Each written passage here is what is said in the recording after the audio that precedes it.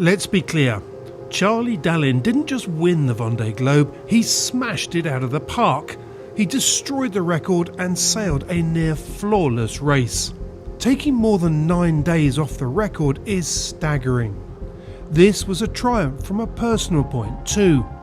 This was the second time he crossed the line in first place. And this was a performance that came down to his considerable experience and his meticulous preparations around an advanced and sophisticated boat. Dalin's victory in the 10th Vendee Globe is as good as it gets.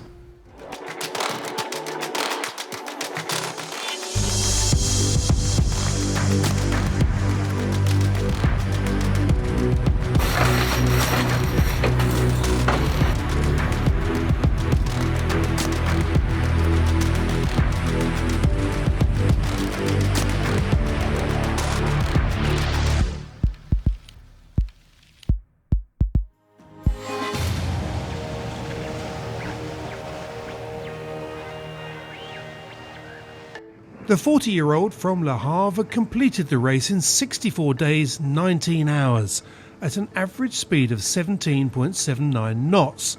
His trip around the planet had seen him cover 27,668 miles. He'd led the race for a total of 42 days. But his wasn't a straightforward start to the race.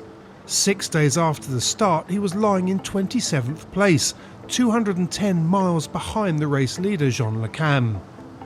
But then he went on to set a new record between the equator and the Cape of Good Hope, and at this point he was leading. He set another new record between here and Cape Lewin that had stood since 2008, slashing 9 hours off the time. But at the Cape of Good Horn he was lying in second, trailing Yoann Richomme by just 9 minutes and 30 seconds. And on the race back up the Atlantic, he retook the lead and never gave it back. Felt things I never felt before, like that's definitely the best finish line crossing of my career by far, and that was just amazing. It's my second Vendee Globe, and last time I only had line honors, I didn't win, and this time I did get the win. I'm the happiest man in the world today, for sure.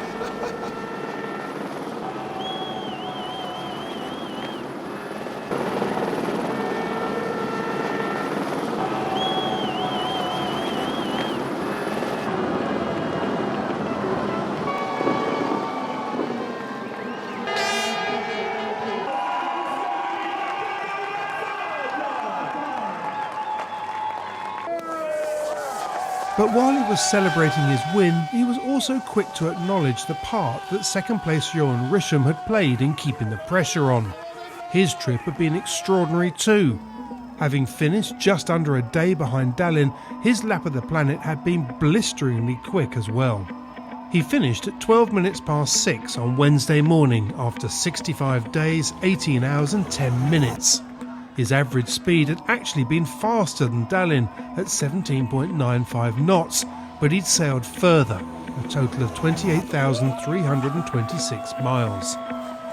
This might have been his first Vendee Globe, but many were not surprised at his performance. Richomme has been a force to be reckoned with for some time. A double winner of La Solitaire du Figaro, he'd also won 2 back-to-back solo transatlantic races in this boat. He's been among the favourites for this race for some time. Interestingly, on the point of being a Vendee Globe rookie, in the 40-year history of the race, 6 out of the now 10 winners have done it on their first attempt. But even so, Richomme is exceptional. At one point he was 500 miles off the lead, having taken a safer route north in the Indian Ocean. 11 days later, he was leading. Then he set a new record between Cape Lewin and Cape Horn and sat in the lead for the next 7 days. Yet despite the pressure and despite the intensity of this race, he's looked as cool as a cucumber all the way round. And when he finished the race, he looked so fresh that if you'd stumbled across the footage with the sound turned down, you'd be hard-pressed to know whether the interview was for the start or the finish. His campaign has been a flawless one too. His boat superbly prepared and supremely reliable. Well, I'm relieved to have finished. It was, even though it was a short Vendee Globe, it was still a long race, 65 days. but I didn't see it go by. I feel like we left 2 days ago. The rhythm was incredible, and we had such a fight at the front.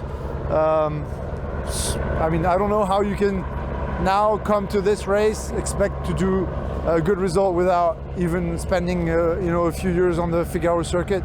It's such a high level now with the boats and with our level of training that it's an incredible race. I loved it. I saw so many things that I enjoyed the time I spent on the boat, and I'm impressed with the level of the boat that we had. I've barely done any work on it.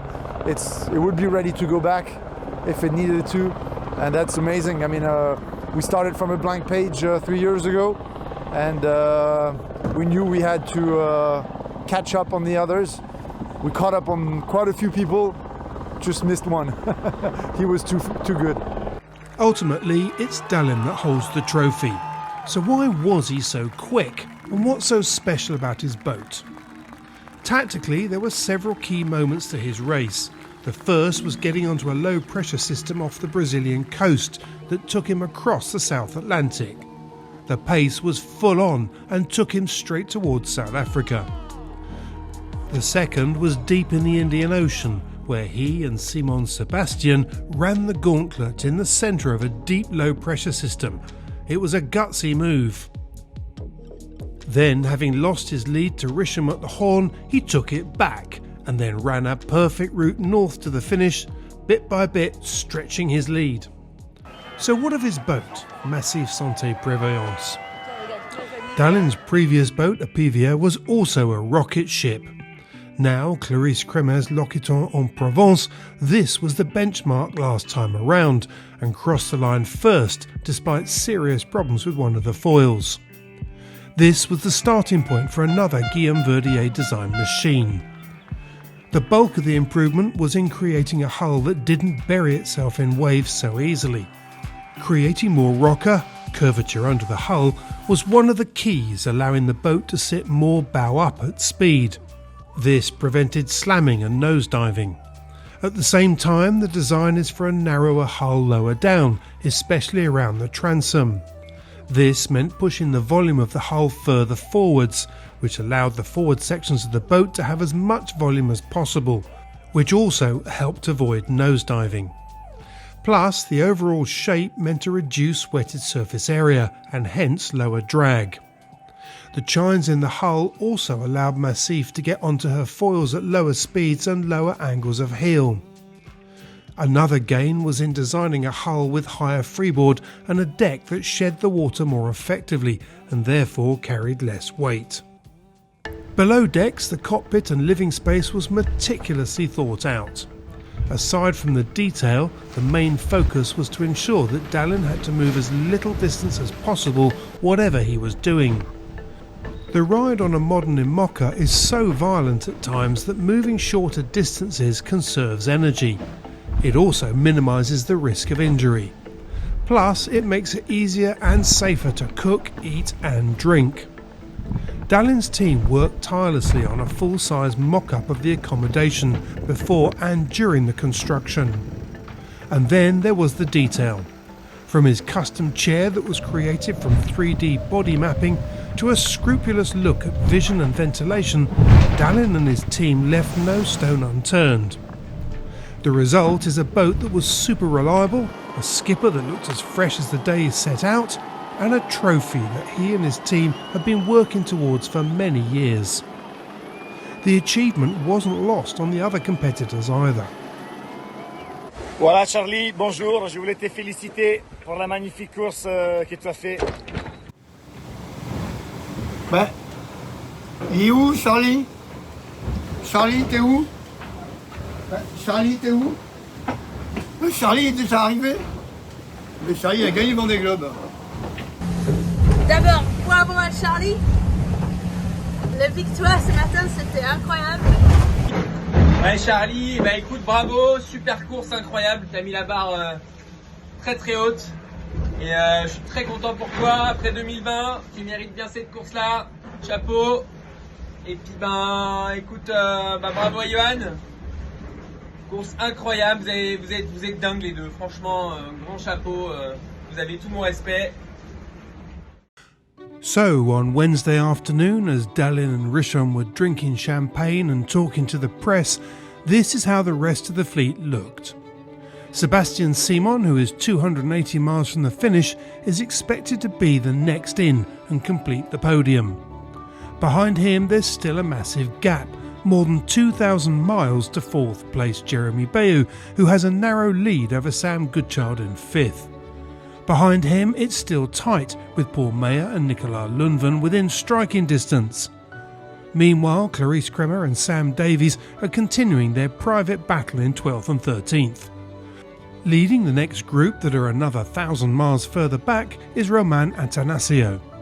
In the non-foilers, there's been a change, with Benjamin Ferret and Tanguy Le Turquet overtaking the long-time leader in this group, Jean Le Cam, who is now 61 miles behind Ferret. Meanwhile, at Cape Horn, it's Antoine Cornic and Jinkong Chu who are next around. But as the race celebrates the first two teams to finish, Conrad Coleman was putting their achievements into perspective. You know what's crazy about today? 64 days around the world non-stop, solo on a monohull, was inconceivable when I was growing up in New Zealand in the 1990s. And I know that because my sailing hero at the time, Sir Peter Blake, had a New Zealand entry, Enza, in the Trophée de Jules Verne, the ultimate no rules, no holds barred effort to sail around the world in 80 days. And it was mind-blowing now that Charlie Dalin has done it solo in such an incredible record time. So first, Charlie, hats off, well done, incredible effort. Hats off, well done to Yoann, who pushed Charlie all the way and kept him honest. Absolutely incredible effort by the two of them.